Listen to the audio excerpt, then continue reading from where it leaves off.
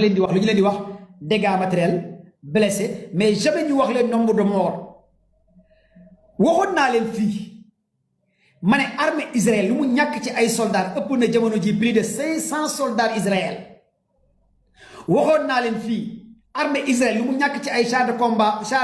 combat Makaiva les Makaiva ëpp na une centaine de chars de combat ñan ñoo ko causé mooy branche bii di Hezbollah te loolu bokk na ci lu gën a merloo kii di Benn Netanyahu parce que Israël dafa perte ay soldats yu bëree bëri ci xeex bi diggante moom ak Hezbollah bu ñu demee ba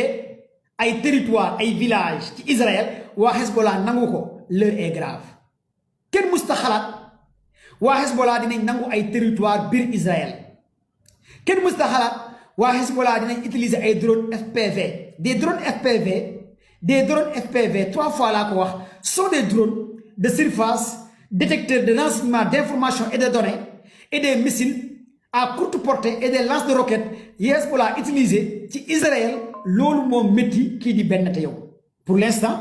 Benn Netanyahu mu foogoon Hezbollah dee na Hezbollah boobu moo ko merloo ba mu bombardé ci capitalu Beyrouth pour embraser toute la région parce que Benn Netanyahu agenda bi mu soxla mooy suba bu Benn Netanyahu bombardé Égypte bu mu leen bett ngeen déglu baax fi ma leen di wax suba bu Benn Netanyahu bombardé Cisjordanie bu mu leen bett suba bu Benn Netanyahu bombardé Cisjordanie bu mu leen bett parce que dafa bëgg toute la région embrassé wu États-Unis dugg ci guerre bi parce que fu mu ne kii di Benn Netanyahu bëggul guerre bi jeex xam na bu guerre bi jeexee ci kaso bi la jëm dañu koy jàpp ci cour pénal international ci génocide bi nga xamante ne def na koy Gaza ci dossier yi koy xaar ci gouvernement Israël moo tax Benn Netanyahu bëggul guerre bi jeex lu mu soxla mooy mu continuer def guerre nga xam ne Israël kenn du organiser lii di élection toute la classe de l'opposition kon lii ngeen war a comprendre en primo gars yi partagez nañ live s'il vous plaît encore ils sont là ñu ngi fii di signaler live bien tapote leen ngeen joxe cadeau cœur yi fleurs yi c'est très important li may wax tey maa ngi ñëw ci Sénégal la deuxième partie bi dinaa jàngat analyse discours Sonko bi parce que ñu bëri ñu ngi xaar commando Ba yow la ñuy xaar ci analyse discours Sonko Dakar Arena discours Sonko bi bokk na ci discours bi gën a dangereux ci wàllu jàngat bi laa wax waxuma lu mu wax de ci wàllu jàngat bi ma nar a def c'est pas le discours mais analyse bi ma nar a def moo gën a dangereux ci li ma nar a jàngat tey discours Sonko mosuma def jàngat bu mel nii mais xaar leen ma te waxu commando Ba du fanaan àll xam nga gars yi dañuy layam ci télé yi rajo yi si internet bu ñuy analyser man ci digg bi laay jaar wax leen Sonko lan lay wax ñan lay waxal maa ngi ñëw léegi expliquer leen li ci kanam raw li gët dinaa leen jox date jox leen temps jox leen heure te léegi ngeen gis ñan lay Sonko di waxal ak fan la mbir mi jëm si vous êtes là avec moi partagez leen live bi léegi li ngeen ci war a comprendre balaa ma ñëw ci discours Sonko bi Moussa Bey merci mooy Iran ginnaaw bu mu bombardé Haïfa ville Haïfa bu nekk biir Israël bombardé port Haïfa installation yi Israël dafa riposter ci biir Iran bombardé ay installation militaire d'après Israël waaye Israël ba léegi nii communiqué wul wax nombre de morts yu mu def biir fi nga xamante ne mooy lii di Iran parce que amul ay nombre de morts dégâts yi dafa limité parce que système de défense anti-aérienne bi Iran utilisé jamono ji sa waay y a la mainmise des Russes des Chinois et les Iraniens la majeure partie des missiles israéliens et des drones atteindre wuñ seen cible parce que cette fois-ci xam nga lu tax guerre bi grave cette fois-ci mooy Poutine da cee dugg à 100% pour jàppale Iran à travers Ukraine parce que Iran mooy jàppale Russie ay drone kamikaze yi muy utiliser ci kaw Ukraine te jamono ji waa Ukraine toute l'Europe autant dañoo nekk ci ginnaaw Ukraine di attaquer carrément Russie lii moo tax Russie jël toute l'armada communication renseignement satellite image information jagleel ko Iran tey gis ngeen communiqué bi gars yi def Dmitri Medvedev gis ngeen communiqué tey bu waa Russie def mooy duñu permettre États-Unis di sanctionner waa Iran à travers agence internationale de l'énergie atomique parce que Iran en 2022 xam na lu tax mu suspendre lépp luy supervision ak contrat ak convention bu Iran amoon ak agence internationale de l'énergie atomique dirigée par Rafael Grossi tey gis ngeen américains yi ñu ngi commencé tijji beneen américains yi ñu ngi commencé tijji beneen fenêtre pour jéem a dugal Iran pour réew yëpp fexe attaqué Iran ñu ne léegi Iran am na arme nucléaire xaaral ñu def combinaison attaqué ko def benn alliance pour jéem a attaqué Iran Russie nee na loolu du jàll. xam ngeen lii lay États-Unis di waajal américains yi fu mu ne li ñuy waajal mooy ne Iran désormais am na arme nucléaire na ñëpp jóg taxaw bombardé Iran attaqué Iran def alliance la Russie bi Vladimir Poutine nee na loolu du jàll mu ne benn alliance États-Unis du ko créer pour attaquer Iran la Russie bu Poutine dit à ñett à cette alliance dugg nañ ci guerre bi 1 mois Iran Israël Iran ñaf-ñafal waa Israël comme ni ma koy waxee ci émission Walfadjri bi ñaf-ñafal waa Israël def nañ gats 1 mois Iran ñaf-ñafal leen yu ñaf-ñafal yu métti léegi nag recours bi Trump bëgg a négocier jamono jii may wax ak yéen envers Iran benn te yow ne du négocier te yéen ñëpp xam ngeen élection mi mandat yi Trump day daanu xam ngeen loolu xam ngeen élection mi mandat États-Unis Trump day daanu sondage yi wane na 10 américains yoo jël 3 yi ñoo bëgg Trump 7 yëpp Trump doy na même final NBA États-Unis Trump dañ ko doon yuuxu vidéo yaa ngi man les final NBA bi amoon États-Unis Trump dañ ko doon yuuxu carrément 10 américains yoo jël 3 yi kese ñoo bëgg Trump 7 yëpp bëgg duñ dëgg waxu Trump kon Trump moom jeexal na ndax day yeggali mandaam wala du ko yeggali foofu la gaa yi toll ak moom ndax da koy yeggali wala du ko yeggali foofu la ko toll ndax est-ce que dina ko mën a yeggali même congrès américain yi dañoo voté loi pour Trump bu mu attaquer Iran même le congrès a dit non à Trump bu ñu demee ba ay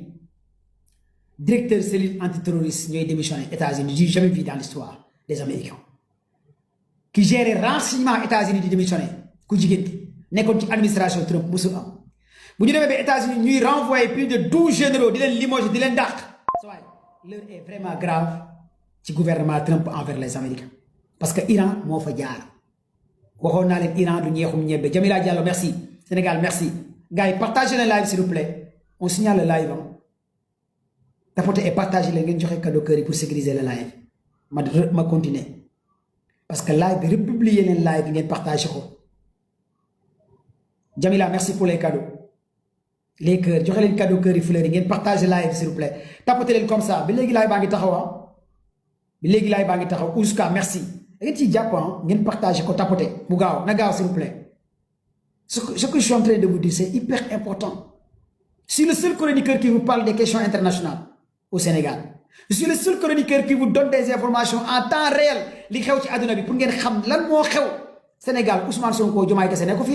conseil constitutionnel opposant yi loolu du xibaar loolu du information àdduna bi ni muy fonctionner da ngeen am droit xam li xew ci àdduna bi au-delà de Sonko Diomaye conseil constitutionnel opposition bi war ngeen am droit xam lan mooy xew le monde bouge et on est dans des futurités on est dans des complots alors que le monde bouge les Sénégalais sont dans des complots alors que àdduna baa ngi bouger et vous avez droit à l'information ngeen xam lan moo xew ci àdduna bi partagez leen mu gaaw s'il vous plaît gars yi tapotez et partagez live maximum na gaaw tapotez leen comme ça li ngeen war a comprendre ci loolu ak li ngeen war a xam li ngeen war a comprendre ak li ngeen war a xam c'est hyper important yéen ñëpp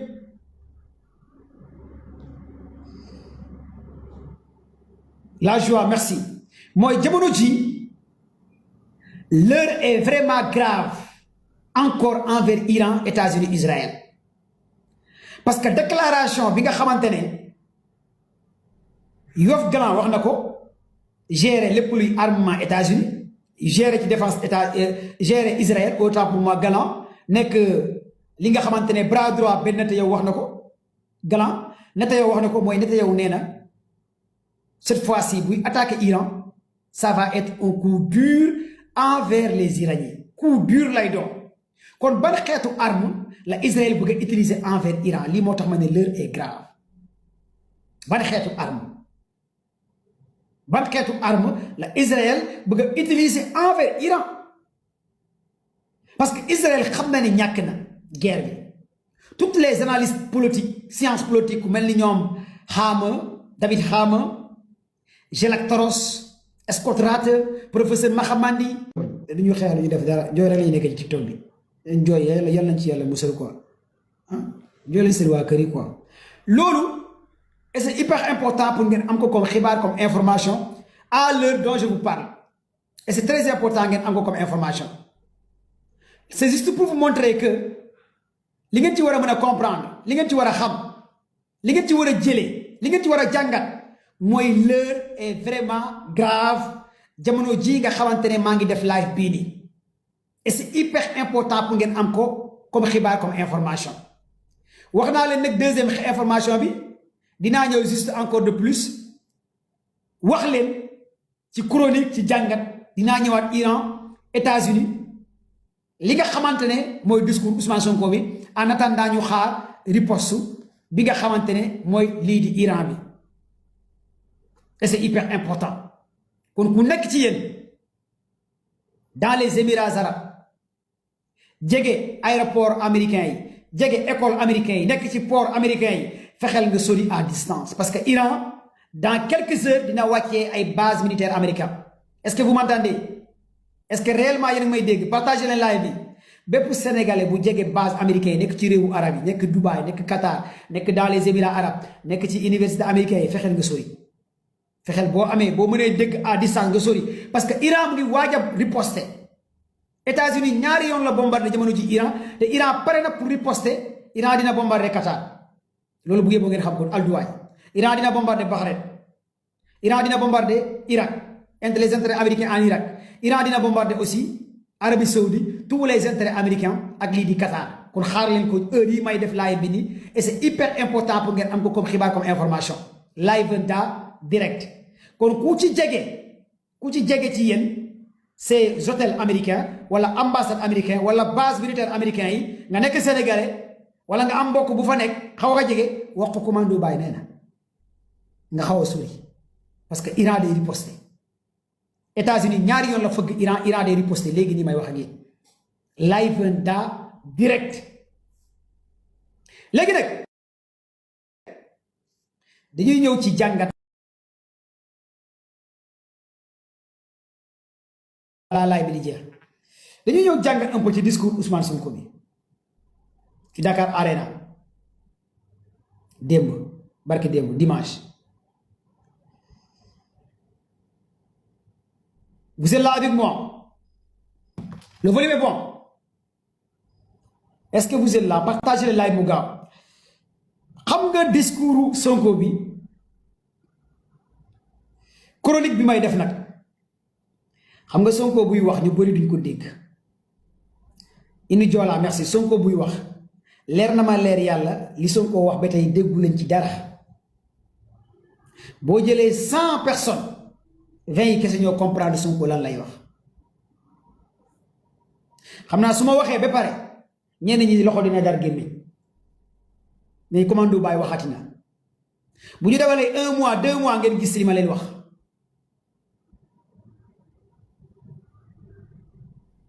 motax quand je parle damay bëgg ngeen concentré wu ngeen tok ngeen dégluma ma defal leen analyse 3XL 3XL décryptage à la folie comme kuy def théorème de Thalès wala Pythagore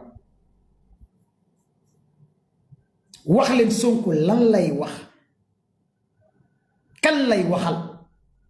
ak wax ji kan moko mom ak lan mo na xew après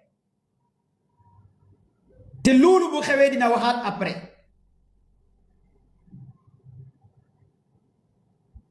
est-ce que vous êtes là avec moi on démarre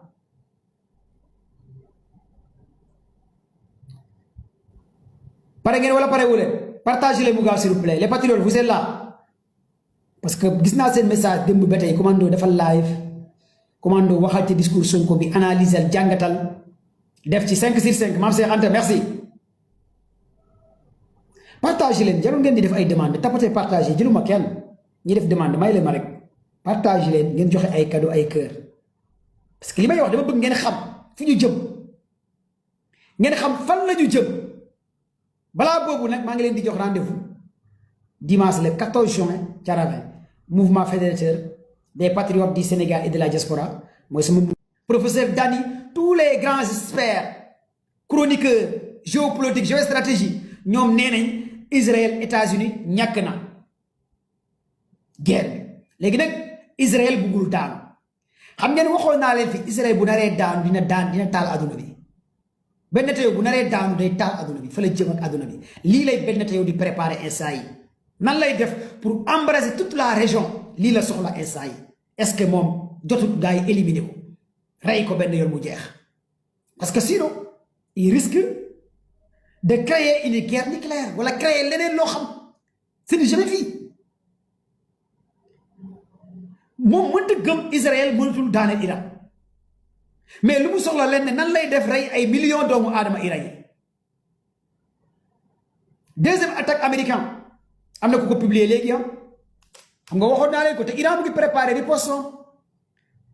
tout à l'heure bu may démarrer live bi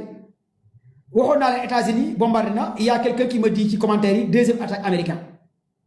te Iran mu ngi riposté ci base américain yi Koweït Iran riposté na léegi Koweït Bahreïn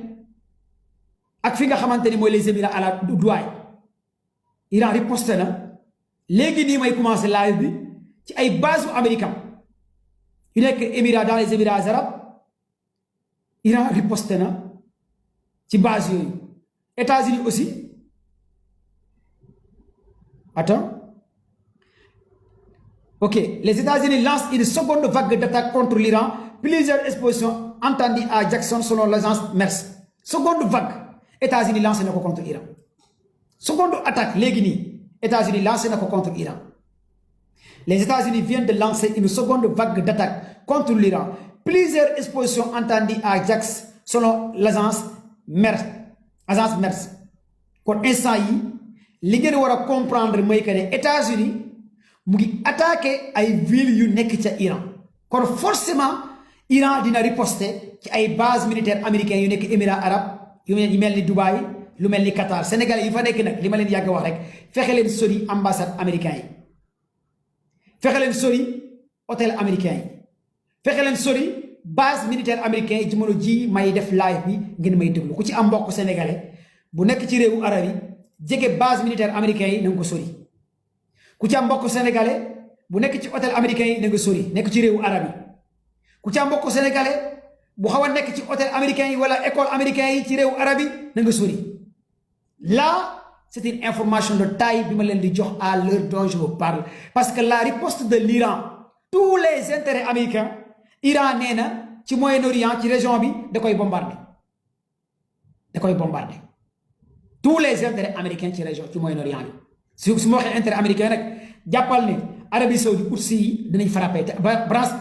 Hassan Nasrallah Yémen barki démb ak démb jot nañ bombarder biir Arabie Saoudite yellee Yéméni bombarder Arabie Saoudite avec des missiles